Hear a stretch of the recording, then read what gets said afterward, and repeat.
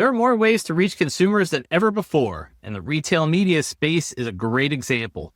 What started as ads on e-commerce sites to put brands in front of consumers at the point of purchase now includes financial services and delivery services. In this episode of Conversations with MarTech, we're talking with Tom Richards, SVP of Global Product at MIQ, about the current state and the future of retail media and online commerce itself. Welcome to Conversations with MarTech. This episode of Conversations with MarTech is brought to you by SEMrush. Meet your unfair advantage, a new SEMrush, uniting search and AI discovery into one powerful marketing growth engine, delivering richer data, more keywords, deeper AI insights, and prioritize next steps. With SEMrush, you can turn total brand visibility into coordinated action. Get a 14-day free trial and a discount code. Visit martech.org/SEMrush-coupon or scan the QR code. I'm Tom Richards. I'm the Senior Vice President of Global Product at MIQ. MIQ, we're a programmatic media partner. We sit really at the intersection of how data, technology, media can be used to drive better outcomes for marketers. So we work with marketers using our technology to help them to, better understand where, how, to deliver digital campaigns across TV, across programmatic, across commerce. And some of the challenges that we are looking to solve for through our technology and the platform we've built, which is called MIQ Sigma, is fragmentation. So there is more ways than ever before to reach consumers. But the way in which marketers are having to do that is through more platforms, disconnected data sets, companies that don't all speak to each other in exactly the same way. So that's really the driving force behind MIQ, be a single access point through our services, but also through our technology. And we stitch together platforms, data sets, supply into something that hopefully is really easy to access and drives great results.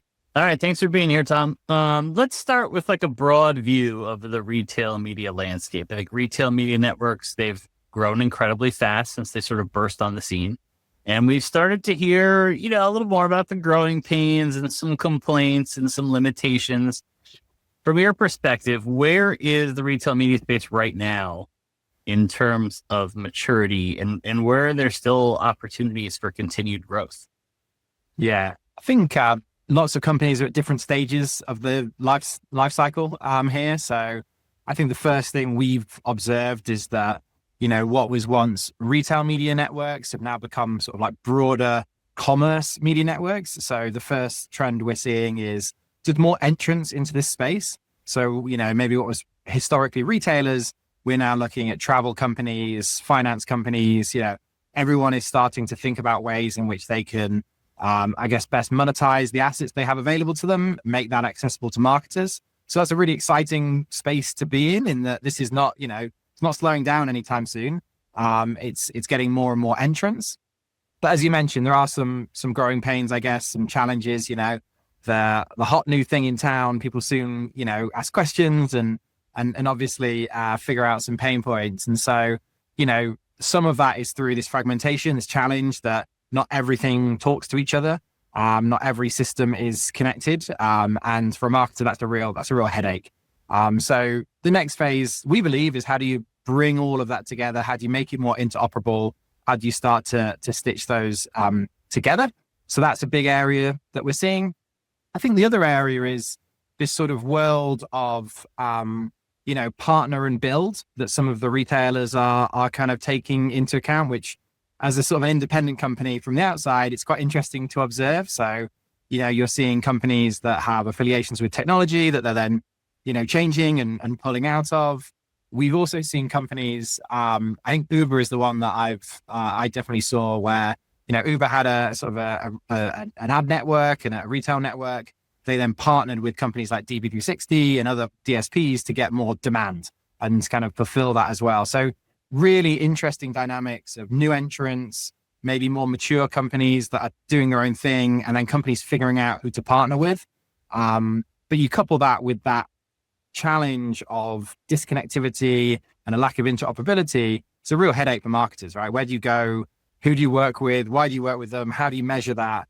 that's a big challenge. So again, that's what MIQ is also trying to help solve for our clients. So let's zoom in on that fragmentation challenge. There's the fragmentation. You think about, you're going to launch a campaign, how many places you potentially have to go to launch that campaign, right?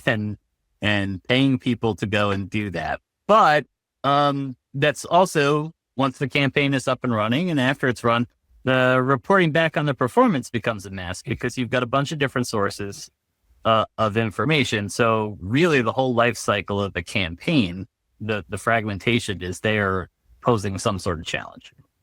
Yeah, there's this the sort of the practical first principle challenge of, do I have the skill set or the ability to run the campaign in the platform, right? That's the first thing that is probably a blocker for people. So, expertise on how to execute and deliver and trade is obviously one of those. But then, yeah, you're quite right. I think the measurement challenge, the sort of stitching together results, reporting metrics, and the numbers that are judging ROI, and being able to really use those, trust them, and kind of like make decisions off of them is it's a challenge. So, we're seeing that obviously, and markets have pain points there. The other aspect is that retail media is often just one piece of the pie, right? There might be other media that's being run alongside that, that might be using some of those data signals potentially, but might be, much further upper funnel in that. And so, when you start to layer in that expansion, it becomes increasingly complex. So what we're trying to help marketers is just understand, how does this all end to end fit together and drive outcomes? How do some of those channels work side by side? And how do they actually complement each other? I think that's a big area that we're trying to solve for. And where is sort of incremental audience reach, in terms of understanding purchase behaviors, consumer habits? We license large amounts of signals to try and give users give our customers that kind of unified view of shopping behavior, so they can just make more informed decisions going into campaigns. And then we do a lot of stitching together of reports and data at the end of campaigns to make that easier. But if it was all solved tomorrow, it would be something that we're not getting out of bed for anymore, right? So every time there's new entrants in this space, there's always going to be a challenge. So it's all about having technology that's extensible, able to handle new entrants into the market, and start to upskill and partner in those spaces. So let's take a look ahead. The next phase, you just sort of touched on this. It's not just more retail media networks, right? I think on the buying side, there aren't a lot of people saying we need more retail media networks, but it's sort of a reshaping of commerce itself. So what specifically is driving that shift right now? What is the landscape of retail media going to look like, even like 12 months from now? What do we think? Yeah, I think where people buy things from is a big topic of discussion and change, probably.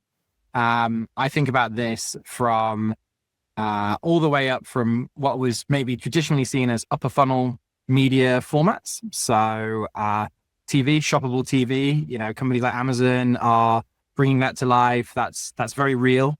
And that's going to be an interesting space to look at. So the point of purchase, the point of decision is shifting. It used to just be in store at the checkout, online. It's obviously very different. Social media is also now a place where, decisions can be made, and purchases can obviously take place. So, shoppable social opportunities, influencer marketing becomes really interesting there as well. And then finally, right at the very bottom, it's, collapse of the funnel, and it's just all decisions happening through a chat interface and in AI search, right? And so from a retail perspective, what was once, is it happening in store? Is it happening, online, is now exploding. Is it happening on the telly? Is it happening with an influencer and a content creator? Is it happening through AI search? Like, again, a massive headache for marketers to try and navigate that space. But that's, again, really exciting. So, sort of this collapse of the funnel, we talk about that quite a lot. Decisions being made a lot faster through the sort of cycle of traditional sort of quote unquote marketing funnels, and different signals to indicate, for marketers where they should be thinking, where they should be putting their effort points. How are they showing up in AI search is a big one. How can they make their TV assets more shoppable and more engaging? What does a social strategy look like in the future? Those are all, I hope questions that are being asked and hopefully areas that the companies like ours can also support. Yeah. I think so first of all, we made it this far until that last answer without saying the words AI, the letters AI. Nice job. You talk about the flattening of the purchase funnel, discovery, the content and education part, the conversion, all happened in one place, even 2 years ago. Right? You came to the website, you did that probably by traditional search, which has changed for some people. You learned and you made the decision to buy or not on the website. And what does it look like in practice for brands when that starts happening elsewhere? We did see just in the last couple of weeks, Walmart saying conversions through their experiment with ChatGPT weren't great. We've seen people talking about, well, maybe the checkout in the LLM isn't the way that this is going to work. A lot of information coming at brands about how this might be done and no real solid path forward at this point. Yeah. It is that collapsing, the phases of discovery, research, purchase, just collapsing into a single interaction. It's a brave new world. But it's an exciting one. It's interesting. This is one of the biggest shifts we've seen in consumer behavior in quite some time. And so you can run away from that. You can lean in and try and figure out how it all, fits together. So I guess for us, we're thinking, how can we help brands, navigate this space? So this sort of concept of the recommendation layer, how does that work? Right. I think that's what everyone's trying to figure out. And we're using sort of AI to both act on some of that data, but also just access some of that information, understand, how brands are showing up based on certain searches, certain prompts. What does sort of, I guess, share of mind, share of real estate look like for brands based on, what you put into some of those models. So I think the first thing is learning and understanding your position and how you're showing up to start with. The second thing that we're finding quite interesting is that, it's maybe not a one size fits all. So different search platforms are using different references. It kind of goes without saying that when we look at some of the results from, say, Google's platform, it's, taking in a lot of YouTube content because that's an owned asset, and that's determining rankings and scoring differently from, say, a ChatGPT. And so treating those environments very differently and thinking about them very differently and thinking about how your content strategy evolves is going to be a really interesting kind of pathway in the future. And then also the interesting evolution of, how you start to think about paid advertising in those environments. Obviously, OpenAI is now, starting to run ads. It's a really interesting, exciting opportunity. So all of that to be said, whether it's AI ads or retail media networks, establishing signals, getting signals to understand how brands are operating today and where they find opportunity, taking a multi-platform approach. It's not just a one size fits all, one platform approach, and helping marketers through that process. So, stitching together insights, helping the marketers plan and optimize and shift investments where it makes logical sense. That's going to be the path forward, we believe. So yeah, it's a brave new world, but some of the underlying principles of get really good data, get insight, help to deploy that into new environments and existing environments, and unify your measurement and reporting together. That probably still stands the test of time. It's just some new players in the mix there. Yeah, you mentioned that not all platforms are created equal. Not all users, shoppers, buyers are created equal. And who's going to be comfortable doing what, where, is something that a lot of people don't remember that we went through that like 25 years ago. Yes. Again, what device, what platform are you going to use a credit card online? Like, these were big decisions for people. Yeah. Yeah. And like I say, that I think we have to be very conscious of that, right? Not all consumers are going to immediately rush to one platform and do certain things.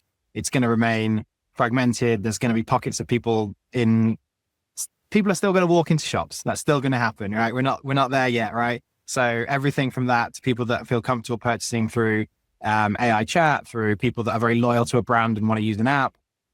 I think the marketer has to cater for all of those, and that's what what makes our jobs interesting. All right, Tom Richards, a man like you.